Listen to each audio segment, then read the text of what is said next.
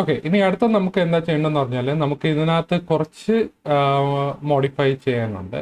അതായത് ഞാനിവിടെ share mail click ചെയ്ത് കഴിഞ്ഞാൽ ഇവിടെ ആക്ച്വലി ഇവിടെ ഒന്നും സംഭവിക്കത്തില്ല. അതായത് കുറച്ച് കഴിഞ്ഞാൽ മാത്രമേ നമുക്ക് പേജിലോട്ട്, അതായത് മീൽസ് പേജിലേക്ക് റീഡയറക്റ്റ് ചെയ്തോളൂ. അപ്പോൾ ഞാനിവിടെ ഷെയർ മെയിൽ ക്ലിക്ക് ചെയ്ത് കഴിഞ്ഞാൽ എനിക്ക് ഇവിടെ ടെക്സ്റ്റ് ചേഞ്ച് ചെയ്യണം. അതായത് സ്റ്റാറ്റസ് നോക്കിയിട്ട്, അതായത് സബ്മിറ്റ് ചെയ്യുവാണോ ഇല്ലയെന്ന് എനിക്ക് അറിയാൻ വേണ്ടി എനിക്കിവിടെ സ്റ്റാറ്റസ് നോക്കിയിട്ട് ഇവിടെ ഒന്ന് ടെക്സ്റ്റ് ചേഞ്ച് ചെയ്യണം.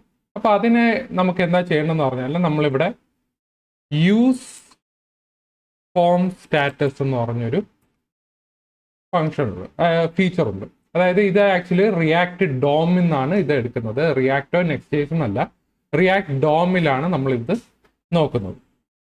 അപ്പോൾ ഈ യൂസ് ഫോം സ്റ്റാറ്റസ് എന്ന് പറയുന്നത് നമുക്കിവിടെ വേണമെങ്കിൽ കോൺസ്റ്റ് നമുക്ക്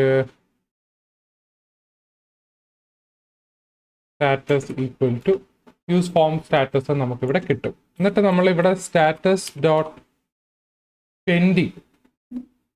ഡോട്ട് പെൻഡിങ് നോക്കിയിട്ടാണ് നമ്മൾ ഇതിൻ്റെ ടെക്സ്റ്റ് മാറ്റുന്നത്. അതായത് നമ്മൾ ഷെയർ മെയിൽ ക്ലിക്ക് ചെയ്യുമ്പോൾ ഇവിടെ സബ്മിറ്റ് ചെയ്തുകൊണ്ടിരിക്കുകയാണെങ്കിൽ അത് പെൻഡിങ് ട്രൂ ആയിരിക്കും, അല്ലെങ്കിൽ അത് പിടിച്ച് ഫാൾസ് ആക്കും.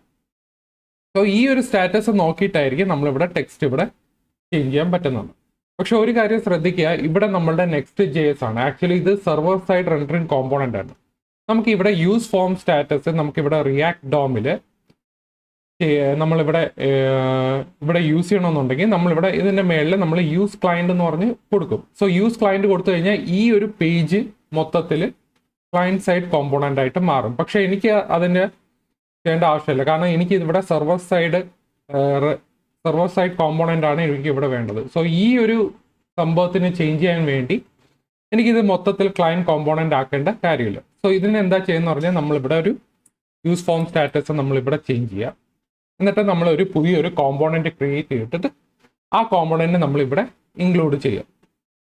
ഓക്കെ, സോ ഞാൻ ഇവിടെ കോമ്പോണൻറ്റ് ക്രിയേറ്റ് ചെയ്തിട്ടുണ്ട്. അത് മീൽ ഫോം സബ്മിറ്റ് .tsx എന്ന് പറഞ്ഞ ഫയലാണ്. അതായത് മീൽസ് ഫോൾഡറിൻ്റെ അകത്താണ്. ഇവിടെ ഞാൻ ഈ ഒരു കോമ്പോണൻ്റ് എന്ന് പറഞ്ഞാൽ ഇത് ആക്ച്വലി ഒരു ക്ലയൻറ്റ് കോമ്പോണൻ്റ് ആണ്. സോ ക്ലയൻറ്റ് കോമ്പോണൻ്റ് ആയതുകൊണ്ട് നമ്മളിവിടെ യൂസ് ക്ലയൻറ്റ് എന്ന് പറഞ്ഞ് കൊടുത്തു. പിന്നെ ഒരു മീൽ ഫോം സബ്മിറ്റ് എന്ന് പറഞ്ഞൊരു ഫംഗ്ഷൻ ഞാനിവിടെ ക്രിയേറ്റ് ചെയ്തിട്ടുണ്ട്. എന്നിട്ട് ഇവിടെ കോൺസ്റ്റ് പെൻഡിങ്, ഈ പെൻഡിങ് എന്ന് പറഞ്ഞാൽ ഇവിടെ കേർലി ബ്രേസ് ഇട്ടിരിക്കുന്നത് പറഞ്ഞാൽ നമുക്ക് യൂസ് ഫോം സ്റ്റാറ്റസിൻ്റെ അകത്തുള്ള ഫീൽഡാണ് നമ്മളിവിടെ വന്നിവിടെ സെറ്റ് ചെയ്യുന്നത്. സോ പെൻഡിങ് തന്നെയാണ് ഇവിടെ കൊടുക്കേണ്ടത്. അല്ലെങ്കിൽ നിങ്ങൾക്ക് ഇവിടെ വേണമെങ്കിൽ സ്റ്റാറ്റസ് എന്ന് പറഞ്ഞ് കൊടുത്തിട്ട് ആ സ്റ്റാറ്റസ് ഡോട്ട് പെൻഡിങ് എന്ന് പറഞ്ഞ് വയ്ക്കാം. സോ ഞാനത് മാറ്റിയിട്ട് ഇവിടെ കേർലി ഫ്ലവർ ബ്രാക്കറ്റിനകത്ത് ഞാൻ ഇതിൻ്റെ ഫീൽഡ്സ് ആണ് ഇവിടെ വന്ന് സെറ്റ് ചെയ്യുന്നത്. ഓക്കെ, ഇവിടെ യൂസ് ഫോം സ്റ്റാറ്റസ് ഞാനിവിടെ യൂസ് ചെയ്തത്. എന്നിട്ട് റിട്ടേൺ ചെയ്യുന്നത് നമ്മളെ ബട്ടനാണ്. ഓക്കെ, ബട്ടണിനകത്ത് നമ്മളിവിടെ പെൻഡിങ് ആണെങ്കിൽ, ഓക്കെ പെൻഡിങ് ട്രൂ ആണെങ്കിൽ സബ്മിറ്റിംഗ് എന്ന് പറഞ്ഞ് ടെക്സ്റ്റ് കാണിക്കണം. അല്ലാന്നുണ്ടെങ്കിൽ ഷെയർ മീൽ എന്ന് മാത്രം കാണിച്ചാൽ മതി. പിന്നെ ഇവിടെ ഡിസേബിൾഡ് പെൻഡിങ് ആയിരിക്കും, കാരണം നമ്മൾ സബ്മിറ്റ് ക്ലിക്ക് ചെയ്ത് കഴിഞ്ഞാൽ നമ്മൾ പിന്നെയും ബട്ടൺ ക്ലിക്ക് ചെയ്ത് കഴിഞ്ഞാൽ പിന്നെ ഒന്നും കൂടെ ഈ കോൾ ഇങ്ങനെ പൊയ്ക്കൊണ്ടിരിക്കും. സോ ഒരു പ്രാവശ്യം ക്ലിക്ക് ചെയ്ത് കഴിഞ്ഞാൽ അവിടെ ഡിസേബിൾ ചെയ്ത് വെക്കണം. സബ്മിറ്റ് ചെയ്തുകൊണ്ടിരിക്കുന്ന ടൈമിൽ എനിക്ക് ബട്ടൺ ഡിസേബിൾ ചെയ്ത് വെക്കണം. അത് കഴിഞ്ഞിട്ട് നമ്മൾ ഈ ഒരു കോമ്പോണൻറ്റ് ക്രിയേറ്റ് ചെയ്തതിനു ശേഷം നമ്മളിവിടെ നേരെ പേജിലേക്ക് വരിക. സോ പേജിൽ വന്നിട്ട് നമ്മൾ ഈ ബട്ടണിനെ പിടിച്ചങ്ങ് മാറ്റിയിട്ട് നമ്മുടെ മീൽ ഫോം സബ്മിറ്റ് എന്ന് പറഞ്ഞ കോമ്പോണൻറ്റ് ഇവിടെ കൊണ്ടുവരും. ഓക്കെ, സോ ഇതൊരു ആക്ച്വലി നമ്മുടെ സെർവർ സൈഡ് കോമ്പോണൻറ്റ്, നമ്മളിവിടെ ക്ലയൻറ്റ് കോമ്പോണൻറ്റ് ഇവിടെ കൊണ്ടുവന്നിട്ടില്ല. ക്ലയൻറ്റ് ആ യൂസ് ഫോം സ്റ്റേറ്റ് നമ്മൾ വേറൊരു കോമ്പോണൻറ്റിൽ ക്രിയേറ്റ് ചെയ്തിട്ട് ആ കോമ്പോണൻറ്റ് നമ്മളിവിടെ പേജിനകത്ത് ഇൻക്ലൂഡ് ചെയ്ത് വയ്ക്കുക. ഓക്കെ, ഇത് സേവ് ചെയ്ത് വയ്ക്കുക. സേവ് ചെയ്ത് വെച്ചതിന് ശേഷം നമ്മൾ ഒന്നും കൂടെ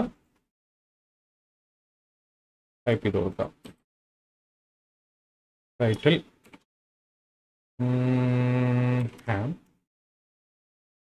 ഷോർട്ട് സമ്മറി